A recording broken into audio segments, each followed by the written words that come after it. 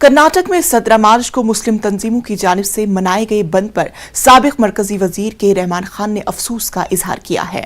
उन्होंने कहा कि हिजाब के सिलसिले में कर्नाटक हाई कोर्ट के फैसले के खिलाफ बंद मनाने की मुस्लिम तंजीमों ने कॉल के दौरान दूर अंदेशी पर मबनी नहीं थी।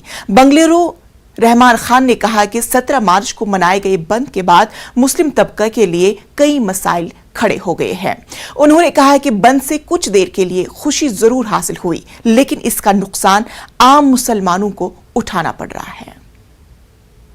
ये जो बंद का कॉल दिया गया था,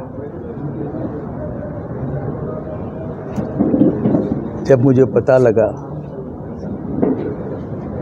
कि हमारे तंजीमों की तरफ से बंद का कॉल दिया गया है,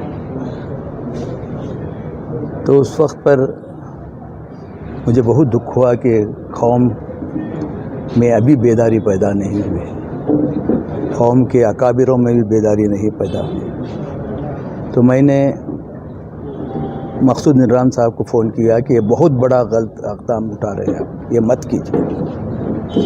अमीर शरीयत को फ़ोन किया, मैं मत कीजिए, इसको किसी ना किसी तरह से स्टॉप करा दीजिए। मैंने हमारे MLAs को फ़ोन किया कि इसको स्टॉप कराओ।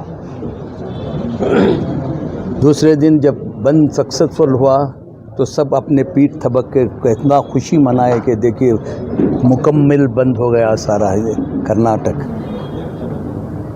थोड़ी वक्त खुशी थी, आज जो भी उसके असरात हो रहे हैं आज हम देख रहे हैं। हलाल बाइकाट, ट्रेड बाइकाट, ये सब हो रहा है, वो ओपन कर रहे हैं।